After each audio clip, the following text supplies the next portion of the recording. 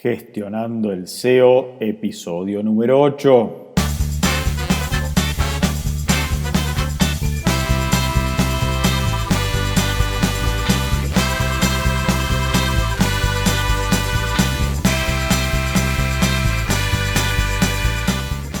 Muy buenas a todos, bienvenidos a un nuevo episodio de Gestionando el SEO, el podcast donde hablamos de todas las técnicas, procesos, estrategias, herramientas y novedades del mundo del SEO y además te damos los recursos para gestionarlo.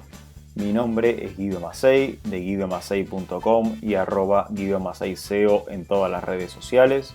En este episodio vamos a estar hablando de cómo diseñar un perfil de enlaces para definir nuestra estrategia de link building. Y para esto hoy tenemos el lujo de que nos acompañe un gran SEO que nos comparte toda su experiencia en este campo. Vamos con la presentación del invitado.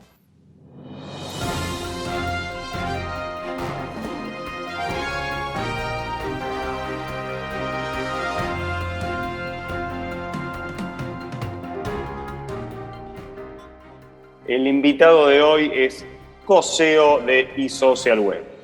Co-SEO de Virality Media, CMO en Grower, speaker de eventos de SEO y de marketing digital, profesor de SEO en diversas universidades y academias, ingeniero informático de profesión. Le damos la bienvenida a Gestionando el SEO a Álvaro Peña.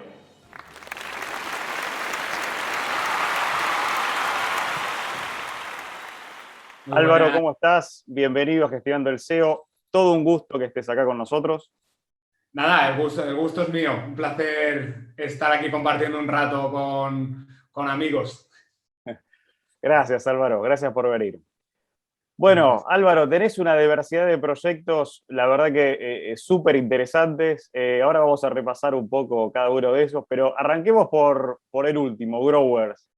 ¿Qué es este proyecto? ¿Cómo surgió? Contanos un poquito. Bueno, pues este proyecto, para quien no lo conozca, es una herramienta de reputación online y link building y básicamente surge de una necesidad.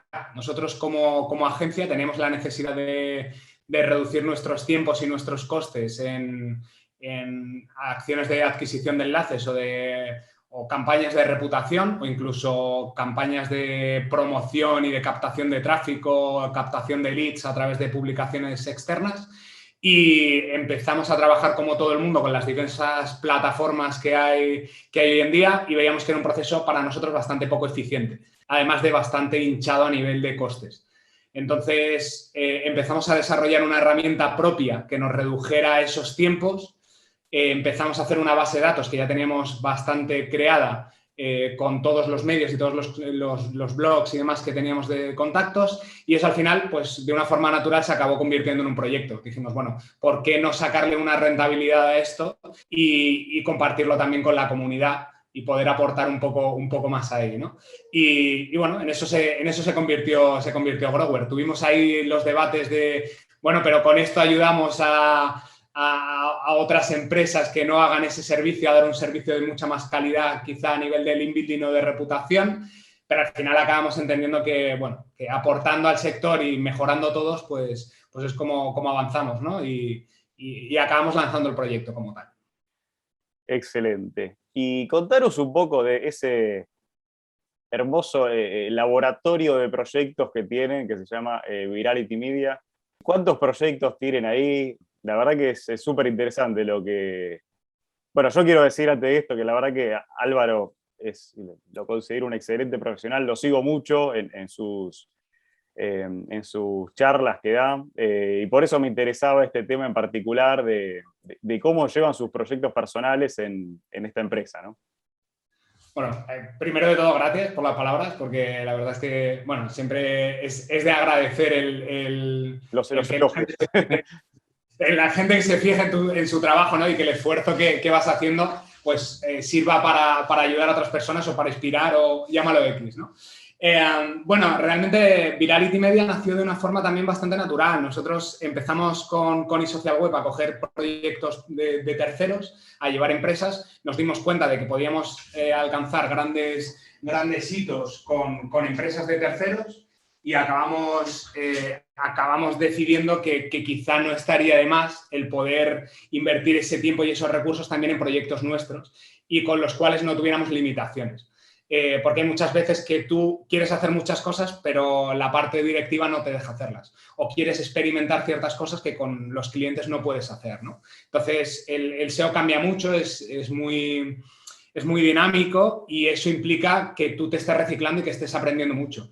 Y con ciertos clientes no lo puedes hacer. Evidentemente no puedes jugar con el pan de una familia o con los trabajadores, con ciertas técnicas o con ciertas ideas que puedes tener, que no tienen ni por qué ser etiquetarlas de ninguna forma determinada. Y entonces empezamos a abrir Virality Media. Bueno, de hecho empezamos a abrir proyectos propios, luego se convirtió en una empresa. Y ahí empezamos abriendo pues, varios proyectos diferentes, como intentando encontrar alguno que funcionara. Empezaron a funcionar algunos de una forma, otros de una forma mejor, y empezamos a formar nuestra metodología de cara a cómo atacábamos los proyectos propios. Y al final lo que hacemos es lanzamos varios proyectos hasta que encontramos un sector que es muy rentable y dentro de ese sector intentamos monopolizarlo. O sea, abrir cuantos más proyectos y más potentes mejor, o por lo menos no cuantos más, pero por lo menos sí que varios proyectos que sean potentes en ese sector y ocupar el máximo número de resultados en las SERPs. Dentro de eso, también lo que buscamos principalmente es proyectos en los que Google no se quiera meter. Eso para nosotros es muy importante. O sea, a día de hoy Google fagocita casi cualquier sector. Entonces, cuanto menos le interese a Google, más nos interesa a nosotros. Claro, por ejemplo, un proyecto de viajes no entraría ahí, ya que tenés... Exactamente eso. O sea, un proyecto de viajes no entraríamos nunca jamás. Marketplace de venta de X cosas seguramente tampoco entraríamos. Entonces, intentamos entrar en sectores en los que para Google no sea interesante. Porque si no, tarde o temprano nos van a matar. O sea, Google es un gigante que nos va a absorber, ya sea porque quiere fagocitar ese tráfico, porque quiere comerse ese negocio o por lo que sea. Y sabemos que por la envergadura que tenemos en este punto, podemos abrir proyectos en los que le podamos sacar una rentabilidad importante a corto plazo y seguir recogiendo capital para ir abriendo cada vez proyectos más grandes y más ambiciosos, ¿no? Entonces, ese fue nuestro planteamiento desde un principio. Hemos ido encontrando sectores, consiguiendo grandes resultados en esos sectores, vendiendo los proyectos y saltando a otro sector. Y así, poco a poco, ir creciendo un poquito más, ¿no? Interesante, súper interesante. ¿Y cuántos proyectos tienen hoy en día creados? Ahora mismo creo que 3 proyectos, sí, 3 proyectos, más o menos, contando Grower. Hemos focalizado, también es que Grower nos ha absorbido mucho tiempo, porque es un proyecto que requiere de bastante personal, de mucha negociación, bueno, normalmente estábamos acostumbrados a abrir proyectos en los que quizá yo llevaba la parte de SEO, Arnau el CRO y una persona de contenidos, y con eso, simplemente con eso, hemos escalado proyectos de, yo qué sé, el primero que vendimos, el primer grupo de proyectos, teníamos 8 millones de visitas al día. O sea, personas, hemos escalado proyectos bastante grandes, ¿no? Y ahora ya pues nos hemos empezado a meter en cosas un poco más complejas, que nos interesaba el mundo del SaaS. Entonces, el poder montar nuestra propia herramienta con Grower era interesante. En su momento nos interesó el mundo de los marketplaces o de los, bueno, más que marketplace, de la parte de clasificados, y abrimos un portal de clasificados, también para emprender, para ver todo eso. Y hay una cosa que tenemos, que es que en el momento que algo nos aburre, intentamos venderlo y pasar a otra cosa. O sea, nos da un poco igual el dinero que dé, que si, o sea, mentalmente nos limita, lo vendemos y pasamos a otra cosa. Mira, interesante. O sea que la motivación va por pasión o diversión más que por ingreso. Sí. O sea, de cara a abrir un proyecto, sí que hacemos un análisis importante de, oye, ¿qué ROI vamos a tener aquí? Evidentemente no vamos a estar perdiendo dinero con ninguno de los proyectos. Claro. Una vez que ya vas cogiendo volumen, para nosotros es mucho más importante lo que nos aporta a nivel profesional o a nivel intelectual o a nivel personal que el hecho del beneficio que nos da. O sea, hemos tenido posibilidad de meternos en sectores donde nos iba a dar mucha más rentabilidad, pero no era un reto intelectual en entrar en ese tipo de sectores. Entonces, hemos pasado a otro tipo de proyectos, a otros retos que quizá a priori nos pueden rentar menos, pero era un reto un poco más interesante a todos los niveles, ¿no? Álvaro, contaros un poco cómo nació digamos, el comienzo de todo esto que fue tu sociedad con Arnau, con tu socio. Sabemos que vos sos un madrileño que vive en Barcelona, ¿correcto? Eso es. ¿Cómo fue tu decisión de pasar de una ciudad grande a otra ciudad grande y cómo nació esa sociedad? Pues mira, del cambio de ciudad fue básicamente como se mueve casi todo el mundo, por trabajo, por amor. En mi Por trabajo, ponemos. caso fue por amor. Me cambié de ciudad porque me enamoré de una catalana y nada, luego me desenamoré y me enamoré de la ciudad más que más, y ya me quedé aquí. La verdad es que en Cataluña se ve muy bien, en Barcelona es una ciudad que, bueno, tiene mar, que eso Madrid, por mucho que lo intente, lo va a No, tener no lo van a complicado. tener nunca. Como siempre dice, la playa de Madrid está a 300 kilómetros, pues es lo que hay. Y nada, es una zona muy acogedora, es más pequeño, el nivel, o sea, siendo una gran ciudad,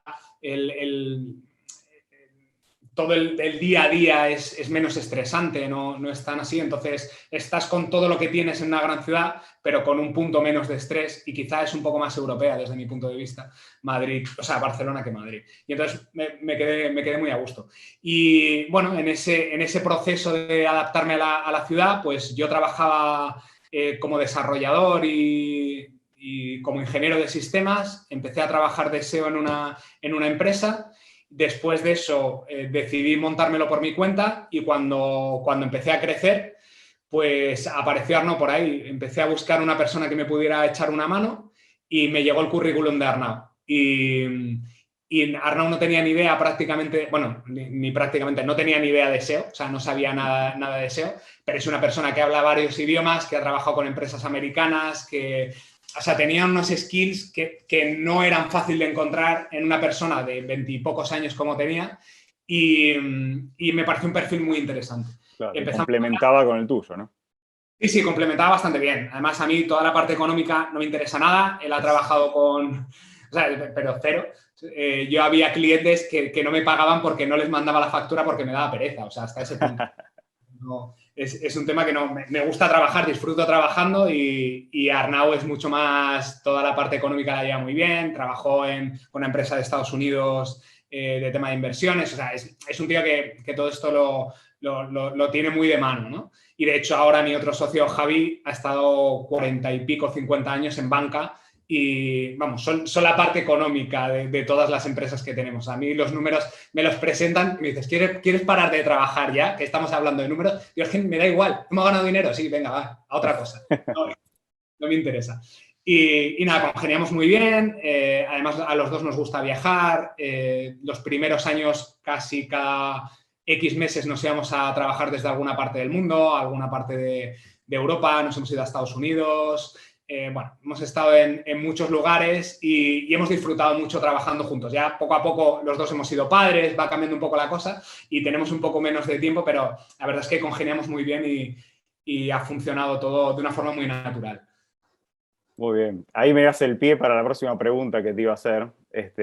Has comentado en otras charlas que con Arnau, cada año, creo que habían dicho, hacen un turismo de supervivencia. Lo llamaste así. Contaros un poco qué es el turismo de supervivencia y qué les aporta eso, digamos, a su relación como socios.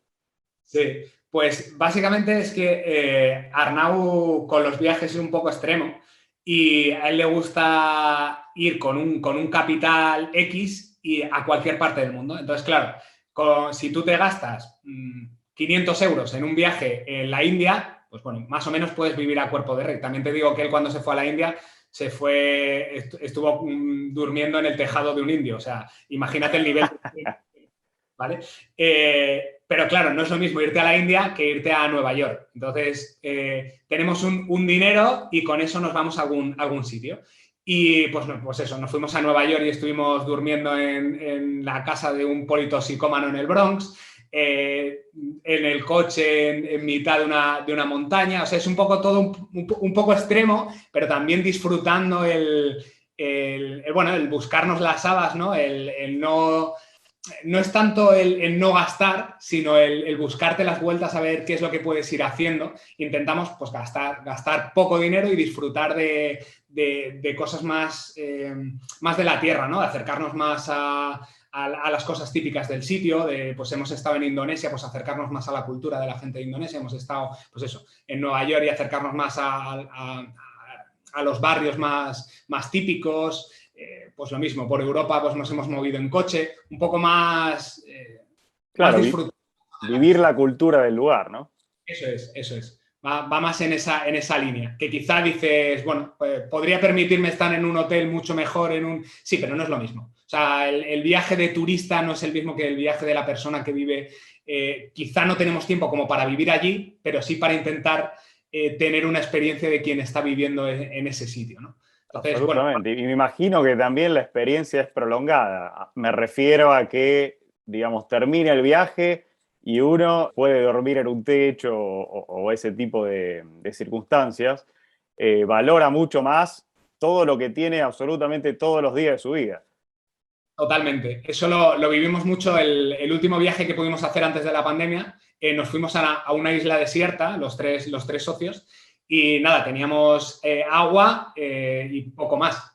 Y entonces era sobrevivir allí sin nada. Y en esa situación te das cuenta de lo afortunadísimos que somos, de levantarte por la mañana, abrir el grifo y poder lavarte, o abrir la nevera y poder coger comida y no tener que irte al mar a pescar cada mañana.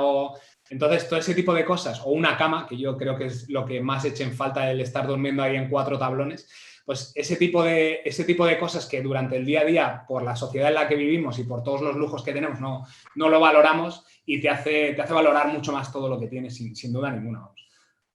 Qué bueno, Álvaro, qué buenas actividades.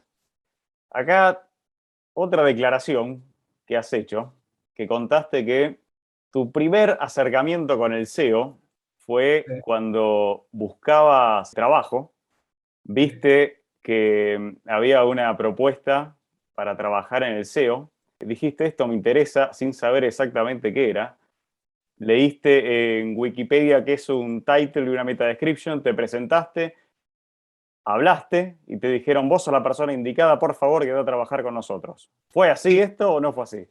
Es que fue tal cual. O sea, yo como he comentado antes, yo trabajaba como desarrollador y como ingeniero de sistemas. Y la verdad es que el SEO lo había oído llevamos un portal inmobiliario en aquel entonces y decían, deberíamos hacer SEO porque es la forma de captar tráfico y tal. Y tú decías, sí, eso está muy bien, pero bueno, tienes internet, tienes tu web, ¿qué más necesitas? ¿No? Era bastante primigenio todo esto. Y entonces, después de eso pasaron varios años y hubo una oferta, vi que había muchas ofertas, muchas, que empezaba a haber ya alguna oferta de SEO. Y a mí la programación y la parte de sistemas, la programación siempre he pensado que estaría trabajando hasta un tiempo determinado, porque creo que es un tipo de trabajo que a mí personalmente me quema mucho el cerebro, el estar picando código. La parte de sistemas me gusta por tener el estrés de que se caen las cosas, de que tienes que pelearte tú con ellas y demás, y eso me gusta mucho, pero no tiene una parte de ingenio o de tener ideas. Creo que la parte de marketing tiene mucho más eso y me atrae mucho más ese punto, ¿no? Y entonces el SEO encajaba un poco en mi forma de hacerlo, o sea, en mi forma de ser. Y entonces, pues vi una oferta con los 4 ideas que tenía del SEO, dije, oye, pues aquí quizá puedo entrar bien. Claro, no tenía ni idea, me fui a Wikipedia, dije, SEO, ¿esto qué es? Titles, meta keywords, backlinks, y tal cual me fui así a la entrevista. Dije, sí, yo trabajo normalmente el contenido, hago backlinks, trabajo las etiquetas, tengo cuidado de no sé qué. Y dije, no, oye, sabes un montón. Nadie sabía nada de SEO. Entonces me cogí los 4 conceptos en inglés que podía soltar ahí y me fui tal cual a la entrevista. Y a partir de ahí pues empecé a escalar. O sea, ahí ya dije, yo soy SEO, ni SEO ni nada. O sea, estaba más cerca de ser copy que de ser SEO. Y nada, empecé a trastear un poco y la verdad es que me enganchó desde el primer momento. Tuve además la suerte de que eran como muy blajateros para aquel entonces, tenían como PBNs, dominios enlazados unos con otros, o sea, cosas que en aquel entonces tampoco se explotaba mucho y aprendí bastante. Y la verdad es que pues poco a poco me fui formando más en en todo el mundo del SEO. Y hoy en día ya, ¿cuántas personas son en tu empresa? Pues mira, Desde aquel comienzo. pues desde aquel comienzo que estaba yo, ahora mismo estamos en la agencia 30 y pico personas, 30 y pocas, y entre todas las empresas creo que estamos cerca de 50 personas, más o Mirá. menos. O sea que sí, bastante, la verdad es que bastante bien. Felicitaciones por ese crecimiento. Muchas gracias, no nos podemos quejar. Y sobre todo, a mí, más allá de los volúmenes de personas, creo que no es tanto un nivel cuantitativo, sino cualitativo. No, absolutamente, claro. Es quién también, más allá de la cantidad de personas. Sí, son muy buenas personas. La gente que está en el equipo son gente que tiene muy buen fondo, que eso lo decimos siempre, antes de contratar a alguien, no contrataríamos a alguien con quien no nos tomáramos una cerveza, ¿no? Pues es esa idea de trabajar con buena gente, porque al final echamos muchísimas horas a lo largo del día, de la semana, del año, de tu vida, trabajando, y entonces si lo compartes con gente con la que vibras en la misma onda, siempre es mucho mejor. Entonces, lo que más nos enorgullece seguramente de todo esto es haber encontrado tantas personas tan fantásticas, ¿no? Totalmente. Bueno, ya metiéndonos en tema, en definir un poco el perfil del inbuilding para armar una estrategia. A ver, arranquemos bien por el principio para quien no está en todo el tema. ¿Cuál es la función de los enlaces en el posicionamiento orgánico? Vale, pues esto dependerá mucho de a quién se lo preguntes. Por regla general, si se lo preguntas a un SEO, te va a decir mandar PageRank del punto A al punto B y mejorar la autoridad. Eso será más o menos, y con eso mejorar los rankings. Eso será la definición de un SEO. Para mí el link building hace mucho tiempo que dejó de ser eso. O sea, el link building es un recurso que ayuda al SEO, pero que ayuda a muchas otras patas del marketing o del proyecto. Yo con link building atraigo tráfico, con link building atraigo leads, con link building mejoro la reputación de las entidades a nivel de AT, con link building hago campañas de reputación que luego extrapolo al offline. O sea, para mí el link building es un recurso muy útil para hacer muchas otras cosas, más allá de pasar PageRank del punto A al punto B. Entonces, claro, depende mucho de a quién se lo preguntes. Por regla general, seguramente si vas a la definición de Wikipedia, si volviera otra vez a tener otra entrevista de trabajo, pasar PageRank del punto A al punto B a través de dos enlaces. Y cuando armamos una estrategia, ¿siempre necesitamos generar links para posicionar? O digamos, no todo sitio necesita enlaces para posicionar. Vale, a ver, realmente todo sitio necesita un factor externo para posicionar, ¿vale? Ese factor externo puede ser que se viralice con una campaña de radio, de televisión, de lo que sea, y empiece a entrar tráfico, que se viralice por redes sociales, que evidentemente capte enlaces y capte reputación, o sea, necesita gasolina para que eso empiece a crecer.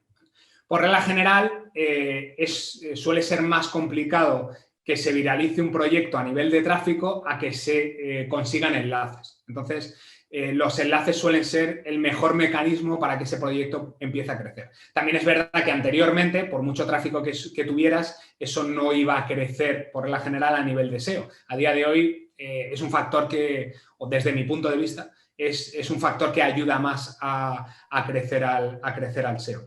Entonces, ¿todos los proyectos necesitan enlaces? En algún punto seguramente sí, por lo menos para que Google empiece a crawlearlo y empiece a darle más prioridad de cara al crawleo, al rastreo y a la indexación. Entonces, si tiene más autoridad, pasará más veces, etc, etc. También para poder evaluar con quién te estás relacionando, evidentemente. Si tú tienes una web, ¿quién está mencionando esa web? No es muy normal que tú crezcas mucho y ninguna fuente externa genera un enlace hacia tu web mencionándote. Entonces, naturaliza un poco toda la estrategia y demás. ¿Es imprescindible? No es imprescindible, depende del sector, evidentemente. Hay sectores que tienen poca competencia y no necesitas link building. En sectores en los que tengan una competencia un poco más alta, es prácticamente imprescindible tener enlaces. Ahora bien, ¿tienes que estar generando enlaces siempre de una forma constante? Pues depende del sector. Depende del sector, depende del proyecto, depende de cómo haya evolucionado, depende del estado en el cual haya salido ese proyecto en torno a la madurez de ese sector, depende de muchos factores, ¿no? Pero para mí es una pieza imprescindible en cualquier estrategia de SEO, porque ¿se puede posicionar sin enlaces? Sí. ¿Puedes correr con una pierna? También. ¿Por qué voy a correr con una si puedo correr con las dos? No, pues, ¿por qué voy a dejar de usar todos los recursos que están en mi mano si puedo utilizarlos? Entonces, Me gustó esa analogía. A ver, cuando hablamos del sector en el cual se mueve el sitio, ¿no? Nosotros siempre en el SEO hablamos, cuando decimos definir un perfil de enlaces, hablamos de generar normalidad, ¿no? Normalidad como si esos enlaces llegaran justamente de forma natural. Ahora, esa normalidad nosotros la hacemos analizando cómo se mueven los competidores o sitios que están en un mismo mercado. ¿Cómo hacemos para definir cuáles son esos competidores y, entre comillas, definir esa normalidad dentro del nicho en el que se mueve? Vale, yo aquí he ido evolucionando un poco mi forma de pensar también con la experiencia que te va dando el ir haciendo diferentes estrategias. Para mí la mejor forma de naturalizar un enlace es haciendo que ese enlace sea útil para el usuario. ¿Vale? Entonces, si tú pones un enlace en una página web y ese enlace le acaban haciendo clic, a la gente le aporta a nivel de, bueno, le aporta una información extra al contenido que está leyendo, toda esa información es la mejor forma de naturalizar un enlace, ¿vale? Más allá de un anchor determinado, de una tipología de página, de X. Esa es la mejor forma. Difícilmente, si tú tienes una estrategia en la que los enlaces son útiles para el usuario, Google te lo va a penalizar, porque es que sería ridículo. O sea, si le está aportando valor, si está enlazando dos entidades que están vinculadas y que derivan tráfico de un lado para otro, al final Internet está hecho para que tú vayas navegando de una web a otra. Si esos enlaces son útiles, si la gente le está haciendo clic, es la mejor forma de naturalizar eso. Más allá de eso, es extremadamente complicado que todos los enlaces de tu sitio capten tráfico y sean útiles para el usuario, evidentemente. Entonces, a mí lo que me gusta hacer es intentar sacar cuáles son los referentes de ese sector, cuáles son las webs que están llegando a captar mayor tráfico y mayores conversiones dentro de ese sector. Entonces, eso por regla general lo hago encontrando las top keywords del sector a nivel de tráfico y a nivel de rentabilidad. Con esas keywords, una forma que a mí me gusta hacerlo es irme a Keyword Explorer de Ahrefs, añadir las keywords, ir a by domain, o sea, todos los dominios que están rankeando esas keywords, y entonces encuentro cuáles son los dominios que rankean un mayor número de esas keywords. Con eso intento encontrar cuáles son los referentes de ese sector para las keywords que yo entiendo que son las más relevantes, ¿vale? En base a eso, empiezo a analizar los perfiles de enlaces de cada uno de ellos. En función del sector será más normal o menos normal, o más natural o menos natural, usar cierta tipología de enlaces, como puede ser foros, blogs, medios, yo qué sé, páginas técnicas, páginas con notas de autor, lo que sea, cualquier tipología, wikis, blogs 2.0, hay infinidad, ¿no? Entonces, en función de lo que vea que es más normal, tiendo a ponderar la estrategia hacia ese tipo de enlace, siempre y cuando aporten valor a mi estrategia real como empresa, ¿no? Pues entonces en un sector puede ser muy normal, por ejemplo, si es muy técnico, que haya enlaces en foros, porque si yo quiero comprar routers, los informáticos puede ser muy normal que hagan consultas sobre la configuración de un router en un foro y la gente dice, los enlaces en foros son una mierda. Sí, por regla general sí, pero es que en un sector puede ser muy normal que se generen ese tipo de enlaces y pueden traer tráfico y pueden ser útiles para el usuario y puedes conseguir leads, etc, etc, ¿no? Entonces, intento entender a través de los perfiles de los enlaces de los competidores qué es lo más habitual que hacen los usuarios para darle sentido a las diferentes intenciones de búsqueda que tienen. Y luego, más allá de eso, pues bueno, ver en qué momentos del año generan más o menos enlaces para saber si puedo forzar un poco más la estrategia o no. O sea, por ejemplo, si tú tienes un e-commerce, quizá en el Black Friday puedes generar más volumen de enlaces porque la gente pone banners, porque hace una campaña más agresiva de marketing, pues quizás sé que en ese momento puedo apretar un poco más la estrategia. Quizás si estoy con una tienda de venta de cestas de Navidad, pues en enero no voy a hacer una estrategia agresiva de captación porque sería totalmente ilógico, porque la gente no busca jamones en enero, ¿vale? O no busca cestas de Navidad en enero. No tiene sentido, ¿no? Entonces, bueno, entender un poco, es más, intentar dotar a toda la estrategia de sentido común, de ver qué es lo que está pasando en ese sector, intentar normalizar cada una de las patas que trabajamos a nivel de link building. Está bien, súper claro. Y un poco la contestaste esta pregunta. ¿Qué herramientas usan para definir estos perfiles? Recién mencionaste Href, yo coincido, o Href, como lo quieran llamar. Coincido que, en mi opinión, digamos, para este tipo de análisis es la principal, pero no sé si coincidís o si aparte usan otras para complementar. Sí, para mí Href o Href es la que a nivel de link building me parece más útil. De hecho, cada vez está siendo más todo en uno, ¿vale? No es un SEMrush, evidentemente, Sí, es un pero, all-in-one, exactamente. pero va aportando funcionalidades muy útiles. Más allá de tener muchas funcionalidades, las que tiene son para mí muy útiles. Y se le puede dar además una funcionalidad que hay muchas veces que la gente no la usa y pensando un poco le puedes dar funcionalidades bastante prácticas a todas las utilidades que te da. Entonces, a nivel de link building, Href me encanta. Más allá de eso, usamos SEMrush, usamos Sixtrix. Creo que estas tres herramientas serían las tres principales. Me gusta mucho, por ejemplo, en la parte de link building, el índice de... en la parte de link building, de link building, a la parte de tráfico, por ejemplo, el índice de visibilidad de Sixtrix, más allá de si un dominio tiene enlaces o no tiene, ver qué visibilidad tiene en un sector. A mí eso me aporta quizá un punto más de información.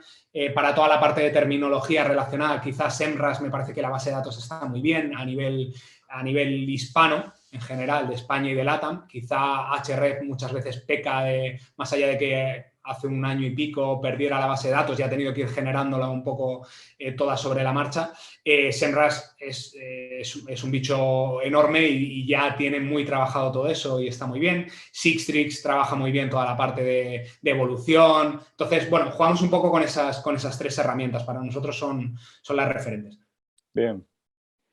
Cuando definimos un presupuesto de enlace, ya sea para un cliente, para un proyecto personal, ese presupuesto, digamos, ¿cuáles son las variables que toman para definir vamos a gastar X? ¿A cuántos meses estiman esa estrategia? ¿Y cómo definen, digamos, cómo hacemos la progresión del enlazado? Es decir, ¿cuántos enlaces ponemos mensualmente para que, justamente lo que hablábamos antes, generar naturalidad dentro del sitio?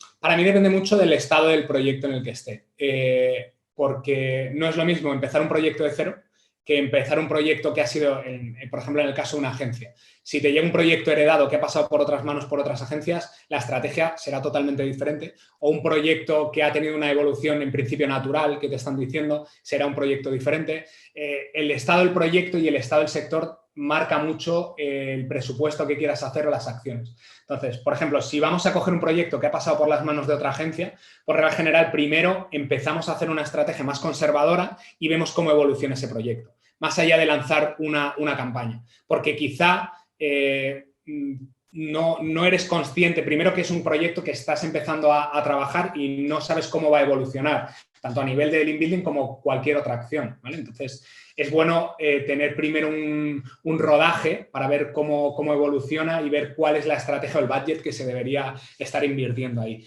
Un proyecto nuevo, por regla general, también depende mucho del sector, pero evidentemente sabes que le vas a tener que meter un capital más alto porque vas a entrar a competir en un sector que por regla general no vas a ser el primero en entrar. Entonces, ahí evidentemente le vas a tener que destinar más capital.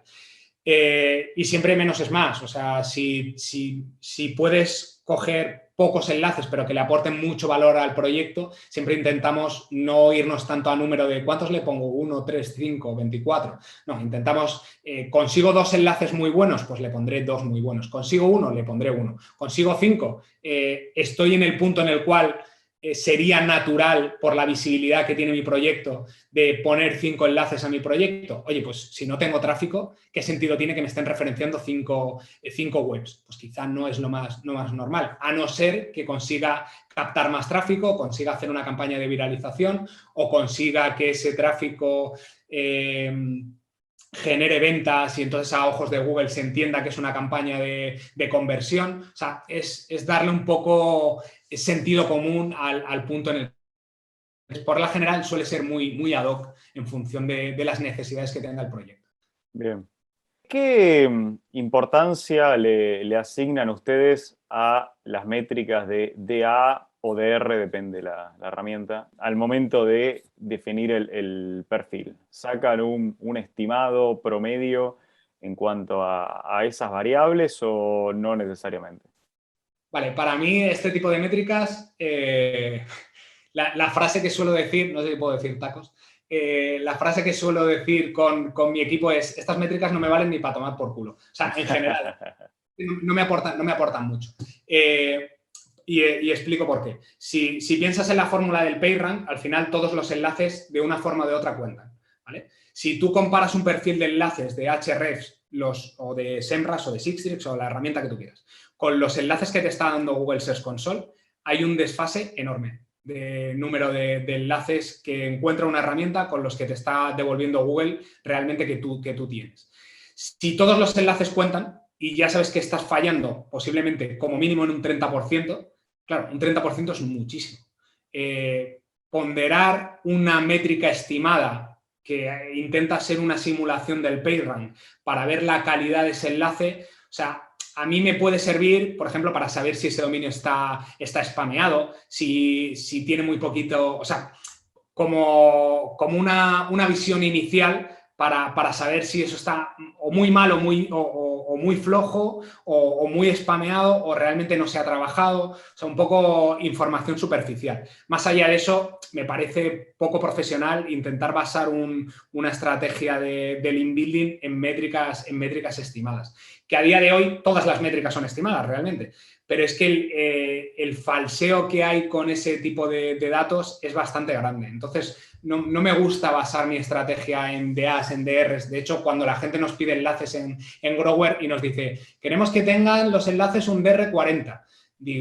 Lo primero que hago es coger 4 enlaces de DR40. Digo, toma, aquí tienes 4 dominios de mierda que están cumpliendo tus necesidades. Yo no los tocaría ni con un palo. ¿Quieres que te hagamos esta estrategia? O mejor hacemos proyectos, o sea, te damos dominios que realmente vaya a estar tu audiencia ahí, que te vayan a aportar valor, que puedas conseguir una visibilidad, que quizá esa visibilidad incluso esté geolocalizada en tu zona en la que te mueves. O sea, vamos a darle una vuelta más, ¿no? Vamos a huir de lo fácil que es para los SEOs, que es coger las 4 métricas que nos están dando y vamos a darle una vuelta más. Entonces, a mí personalmente no me aportan mucho valor las métricas de autoridad de las diferentes herramientas. Bien. En cuanto a equilibrio, por ejemplo, entre los diferentes tipos de enlace, ¿no? Do follow, no follow, sponsor, UGC. Hay diferentes tipos de enlazado porque existen, porque Google así los clasificó y, digamos, sería interesante esa variabilidad entre las diferentes tipologías. ¿Coincidís con eso o cómo lo encaran ustedes? Sí, para mí hay una canción que dice: la variedad está la diversión. Yo creo que realmente es que es necesario tener esa variabilidad porque no es natural que todo el mundo te enlace con un enlace de no follow. O sea, con un enlace de follow, perdón. Entonces, es lógico que alguna referencia venga simplemente citando la fuente y sea no follow, o que un medio, todos sus enlaces sean no follow, o que... Entonces, si un medio, por regla general, tú lo has detectado, un blog, y ves que tiene enlaces no follow, pues dices: oye, mira, pues lo voy a poner no follow. ¿Por qué? Porque aporta valor a mi estrategia, porque es natural, y si es no follow, pues mira, me naturaliza más ese perfil de enlaces. Entonces, sí creo que es necesario tener diferentes tipologías de enlaces para naturalizar ese proceso. Y más que nada también, oye, el proceso natural, si tú estás hablando con una persona y dices: oye, ¿podrías hablar de mi proyecto? No es: habla de mi proyecto, pero con esta palabra y que sea do follow solo. Es poco natural, ¿no? Entonces, bueno, pues que en ciertos casos ponme el enlace como tú lo harías en tu casa. Claro. ¿Y cómo trabajan un poco la clasificación de los anchors? ¿Los diferencias por anchors de marca, por anchors de keyword, genéricos? ¿Van directamente a la keyword a enlazar?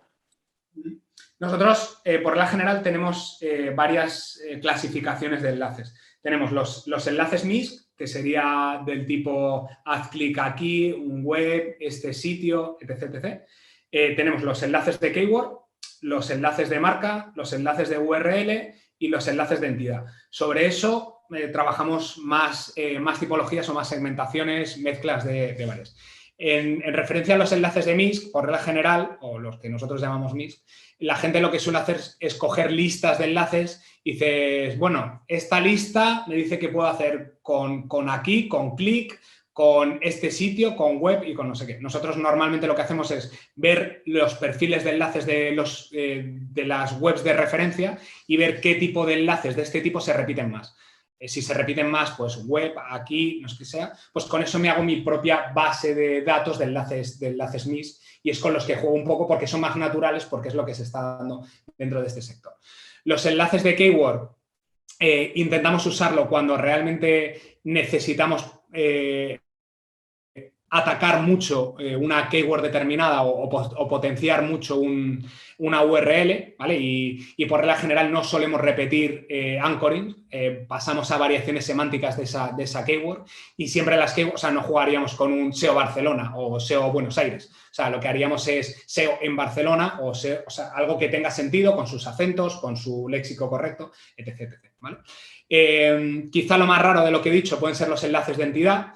Los enlaces de entidad, básicamente, lo que nos referimos es a entidad o entidades que forman parte de esa empresa, ¿vale? Si tú tienes un autor o un dueño, un CEO o un responsable o un redactor o lo que sea, pues referenciar a esa persona para establecer también una vinculación entre las personas que forman parte de esa empresa y que Google pueda entender las diferentes entidades que cuelgan de ahí, ¿no? Es un trabajo que hacemos a nivel de, más pensando en EAT, seguramente, ¿vale? Y eso lo hacemos realmente en todos los sectores y en todos los proyectos. Para nosotros, esto se sale un poco de este punto, pero el EAT lo entendemos para todo el SEO en general, no solo para proyectos de salud, de finanzas o Your Money, Your Life, etc. ¿no? Entonces, bueno, solemos trabajar esas 5 tipologías de enlaces. Bien. ¿Y qué recomendás en cuanto a dónde dirigirlos los enlaces? A ver, pongamos un ejemplo, un e-commerce. Digamos, está, creo yo, a veces la falencia de dirigir todo a la home, ¿no? Y la verdad que no es siempre así. Hay sectores también que apuntan muchos enlaces a sus páginas de categorías o productos. Y más allá, y en esto quiero hacer énfasis, más allá de a dónde se naturaliza dentro del sector ese enlazado, también es cuál es mi producto más rentable o mi categoría más rentable que quiero destacar, o la de cliente, ¿no? ¿Cómo lo ves eso? Sí, para mí, o sea, realmente si empiezas a mirar los perfiles de enlaces de casi todas las empresas grandes, lo más normal es que vayan a la home, ¿vale? Porque es natural, porque al final tú cuando referencias a una empresa que tiene cierto renombre, lo normal es que digas, esta es Nike y esta es su página web. Pero esos serían cuando lo haces con anchors de branding, ¿no? Pero, por ejemplo, no sé, si yo hago con anchor de categoría, podría ir a una categoría o a un producto si fuese el mismo caso.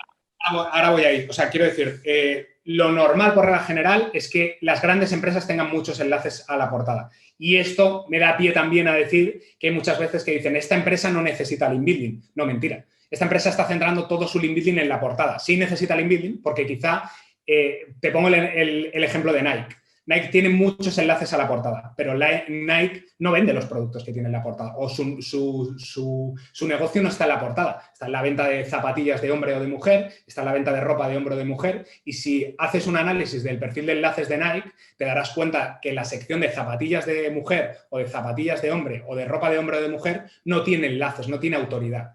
Si las webs grandes tuvieran una correcta arquitectura, que no es lo que tienen, ¿vale? Eso no habría ningún problema porque toda esa autoridad se iría repartiendo el PageRank a las diferentes secciones. ¿Qué pasa? Que por regla general un proyecto grande tiene una arquitectura deficiente porque pasa por el departamento de marketing, por el de diseño, por el de no sé qué, todos tocan y la arquitectura es un caos, ¿vale? Entonces, una pata importante puede ser exactamente eso, el atacar link building hacia secciones que tienen un alto valor de negocio transaccional o llamado X, ¿vale? Entonces, para mí es importante trabajar esas secciones que tienen un mayor valor transaccional más allá de la portada. La portada nos va a dar, evidentemente, un valor a la marca y es importante siempre y cuando o teniendo presente qué tan buena es la arquitectura. Y si a mí me contrata una empresa, por la general intentaré poner la fuerza en las secciones que le va a dar más valor de negocio, que le va a dar más rentabilidad. Si yo voy a poner un enlace, se lo intentaré poner a la sección donde el ROI va a ser más positivo, evidentemente, de esa acción que estoy haciendo. Entonces, sí, intentaré ir productos, categorías o subcategorías o filtros. Es que depende de dónde tenga la rentabilidad ese proyecto. Pero, evidentemente, lanzarlo todo a la home me parece ridículo a todas luces. Totalmente de acuerdo.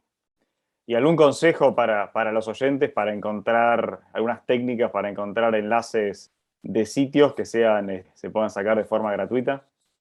Sí, a mí hay una técnica que me gusta mucho, que es la de los enlaces inversos, que lo que hago por regla general es meto el dominio en Ahrefs y veo los enlaces a los que está apuntando y los ordeno en vez de mayor domain rating, o sea, de mayor autoridad, de menor autoridad. Entonces sé que si hay un enlace de menor autoridad que es dofollow, ese enlace se ha colado de alguna forma, ¿vale? Entonces intento ver cómo se ha colado ese enlace. O sea, intento descubrir dónde está la falla de ese sistema. Eso lo comenté en el SEO on the Beach de hace 3 años o algo así, que estaba allí la gente de Softonic, que Nacho Mascor es colega, y entonces les encontré un enlace dentro de Softonic a través de esta técnica, ¿no? El ver por dónde se ha colado muchas veces un indio, un chino intentando venderte, o un ruso intentando vender zapatillas, Viagra o lo que sea, ¿no? Estos que van a volumen, que hacen muchas técnicas automáticas, y hay muchas veces que de una forma o de otra, de forma masiva, encuentran el fallo de ese sistema y encuentras que un comentario en un subdominio de no sé qué, en este gran portal, pues es un enlace de UFOLO. Pues esa es una buena forma de encontrarlo. Ordenando en vez de los que tienen más fuerza, los que tienen menos fuerza. O sea, me interesan los enlaces más bajos, o sea, si un dominio que tiene mucha fuerza nunca enlazaría ese proyecto, es porque se ha colado de alguna forma. Claro, ¿no? Pues claro. intentando buscar eso.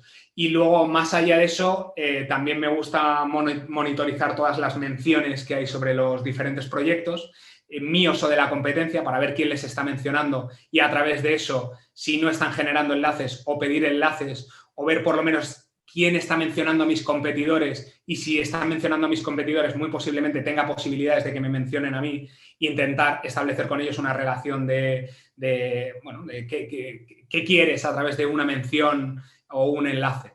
Ese tipo de técnicas me gustan. ¿Qué te referís con la funcionalidad esta de alertas que tienen varias herramientas?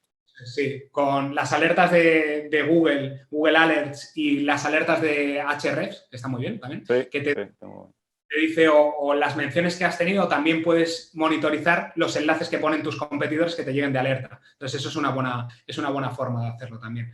Y luego, como dice Mastercard, para todo lo demás, Brower. O sea, no. Te hago algunas preguntas multiple choice y me decís con qué opción te quedas. Hoy en día, ¿el contenido es el rey indiscutido? ¿Es el rey, pero le están haciendo la revolución a la vuelta de la esquina? ¿Ya actualmente le ilustra las botas al link building? ¿O hay que llamar a José Depende para que desempate? Para mí es un depende. Bueno, es que Ya sabía que... lo mismo te digo, depende en todos los resultados. Es que el otro día, por ejemplo, en la charla del SEO Underground, contaba cómo monté una web en 2 días con contenido generado por IA, Sí, contenido... lo escuché, buenísimo. Sí. O sea, realmente, si responde a la intención de búsqueda, es que a mí me da igual que lo haya generado IA, que lo esté haciendo con copia-pega y demás. Si al usuario le resulta útil, creo que a Google le vale.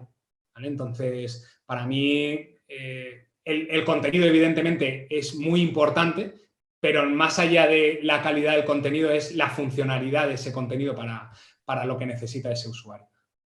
Muy bien. Siguiente pregunta. ¿Qué perfil de link builder tiene más resultados? El perfil que nosotros llamamos de billetera abultada, el que compra enlaces sin parar. El perfil relaciones públicas, que va a tomar una cerveza a un bar, invita una cerveza por 20 euros y se vuelve con 3 links por el valor de 500 euros. O el águila, que tiene ojo para detectar cualquier link donde otros no pueden verlo y colar un enlace. O sea, pues mira, quitando el de billetera, que creo que muchas veces es, básicamente tengo un budget y lo tengo que gastar y falta un análisis la mayoría de las veces por detrás de eso. El de relaciones públicas me gusta mucho, hay gente que tiene un don para esto, como Daniel Peris, por ejemplo, es raro en la vez que no va a algún evento y no consigue algún enlace, se le da muy bien este punto y creo que se consiguen enlaces muy buenos a través de las relaciones personales, porque además esos enlaces por regla general se hacen con cariño, se cuidan y son buenos enlaces a todos los niveles. Y luego la gente que está más que acostumbrada a hacer link building, que hay veces que nos metemos en Href y es que ya simplemente es el listado de dominios y sabes en cuál puedes meter un enlace, en cuál no, en qué sección. O sea, evidentemente la experiencia es un grado, entonces dudaría entre el segundo y el tercero, pero si tuviera que decidir, decidiría el segundo porque me parece que es el que tiene más recorrido a largo plazo. Bueno, Álvaro, ya para ir cerrando, te quiero agradecer por esta charla, te quiero agradecer también, y creo que hablo por cualquier persona de la comunidad SEO diría lo mismo, por los aportes que hacés constantemente y el valor que agregás. Bueno, en fin, gracias por el conocimiento compartido. No, un verdadero placer. La verdad es que yo disfruto tanto compartiendo como recibiendo. La verdad es que hay muchas veces, sobre todo cuando ves que eso es útil para la gente, que ayuda a crecer la comunidad y que ayuda a que crezca el sector, a que sigamos aprendiendo, a que otros países sigan evolucionando el SEO. Todo esto para mí es súper enriquecedor, ¿no? Porque mañana el SEO se acabará y todo esto que hemos ido aportando te lo vas a llevar en la mochila. Entonces, no, gracias por nada, porque todo lo que doy lo recibo con creces, o sea que un verdadero placer. Bueno, Álvaro, te mando un abrazo grande y hasta pronto. Muy bien, igualmente, un abrazo para ti y para toda la gente que haya aguantado hasta aquí, o por lo menos que haya aguantado un ratito la charla. Flor de lujo nos dimos hoy al tener la oportunidad de charlar con Álvaro Peña en profundidad sobre este tema. Todas las notas del programa las pueden encontrar en guidomasei.com, donde pueden dejar sus comentarios y no olviden recomendar el podcast y dejar tus 5 estrellas si les gustó. Nos volvemos a encontrar pronto en un nuevo episodio de Gestionando el SEO. Hasta luego.